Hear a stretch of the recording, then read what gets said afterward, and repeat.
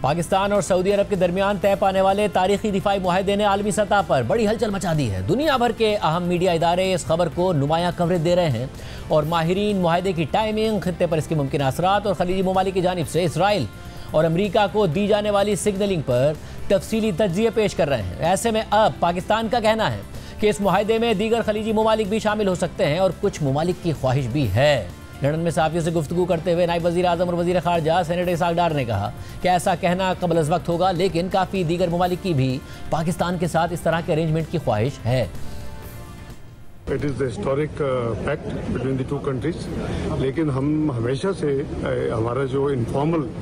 Arrangement رہا ہے سعودی عربیہ کے حوالے سے اور حرمین شریفین کے حوالے سے، وہ وہی ہے جو اس ایگریمنٹ میں جو کہ اسٹریٹجک میوچل ڈیفنس ایگریمنٹ پرسوں سائن ہوا ہے۔ مشرق وسطیٰ کے دیگر عرب ممالک ہیں، ان کے ساتھ بھی کیا اس طرح کے ایگریمنٹ؟ یہ از پری میچور ٹو سے some thing, but coffee countries کا ڈیزائر ہے اس ڈیولپمنٹ کے بعد کہ وہ بھی اس طرح کے کوئی ارینجمنٹ کرے۔ اس ساری صورتحال میں اس اہم پیش رفت پر بھارت کی بھی گہری نظر ہے، کیونکہ یہ معاہدہ مستقبل میں نہ صرف پاکستان کے ساتھ اس کے کشیدہ تعلقات پر اثر انداز ہو سکتا ہے، بلکہ سعودی عرب کے ساتھ بھارت کے بڑھتے ہوئے تعلقات پر بھی اس کے گہرے اثرات مرتب ہو سکتے ہیں۔ بھارتی وزارت خارجہ کے ترجمان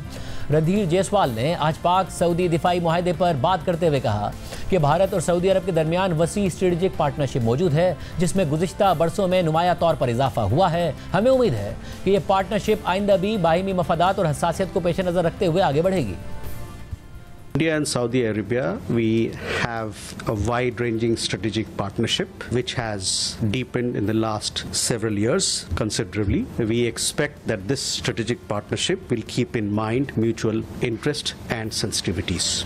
اس ساری صورتحال میں اس معاہدے کی ٹائمنگ پر بھی مغربی میڈیا میں سوالات اٹھائے جا رہے ہیں، کیونکہ حال ہی میں اسرائیل نے اہم خلیجی ملک اور امریکہ کے اتحادی قطر پر براہ راست حملہ کیا ہے، اور اس کے تناظر میں یہ بات بھی سامنے آ رہی ہے کہ یہ معاہدہ خلیجی ریاستوں کی جانب امریکہ پر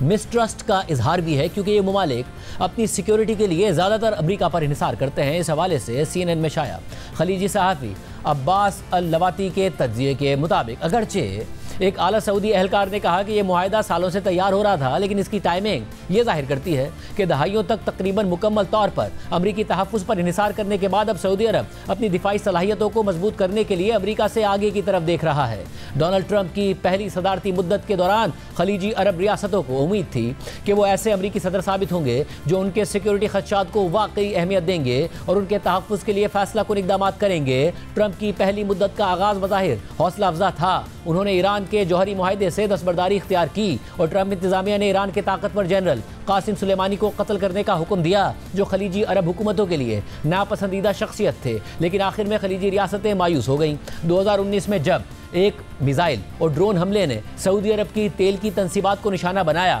جس کا الزام وسیع پیمانے پر ایران پر لگایا گیا، اور اس سے سعودی عرب کی تیل کی نصف پیداوار معطل ہو گئی اور خام تیل کی قیمتیں آسمان کو چھونے لگیں، تو ٹرمپ انتظامیہ کا رد عمل صرف ہلکی مذمت تک محدود رہا۔ رپورٹ میں مزید لکھا ہے کہ جب خطے میں کشیدگی بڑھتی گئی تو سعودی عرب اور متحدہ عرب امارات نے امریکہ پر ایک باضابطہ سیکیورٹی ضمانت کے لیے دباؤ ڈالا، لیکن پھر جب بائیڈن انتظامیہ سے یہ یقین دہانی حاصل نہ ہو سکی تو سعودی ولی عہد محمد بن سلمان نے کھلے عام خبردار کیا کہ امریکہ کے ساتھ ان کا صبر جواب دے سکتا ہے۔ ستمبر 2023 میں فاکس نیوز کو دیے گئے ایک انٹرویو میں شہزادہ محمد بن سلمان نے کہا تھا کہ سعودی عرب اپنا فوجی انحصار امریکہ سے کسی اور جگہ منتقل کر سکتا ہے۔ ان کا کہنا تھا کہ ایک مضبوط سعودی عرب ایک مضبوط امریکہ کے مترادف ہے، آپ یہ نہیں چاہیں گے کہ وہ کہیں اور منتقل ہو۔ جب ٹرمپ دوبارہ وائٹ ہاؤس لوٹے تو سعودی عرب نے ان سے نئی امیدیں وابستہ کر لیں۔ سعودی عرب نے اپنی شاہی میزبانی کا بھرپور مظاہرہ کرتے ہوئے ٹرمپ کے دوسرے دورے صدارت کے پہلے غیر ملکی دورے پر ان کے لیے شاہی قالین بچھائے، لیکن وہ دفاعی معاہدہ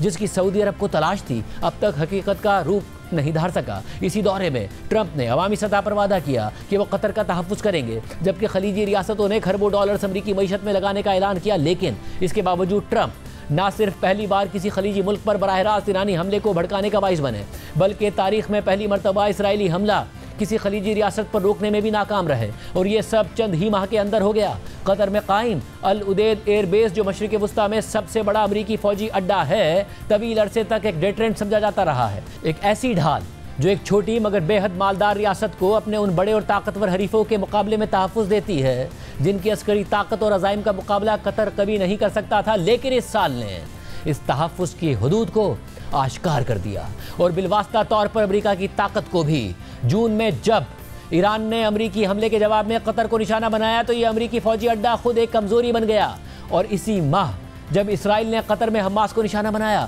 تو یہ اڈہ قطر کے لیے ڈیٹرنٹ ثابت نہ ہو سکا، جس سے یہ اشارہ ملا کہ اپنی تمام تر اسٹریٹجک اہمیت کے باوجود خلیج میں امریکی فوجی موجودگی اب شاید وہ ڈھال فراہم نہیں کر رہی جو کبھی سمجھی جاتی تھی۔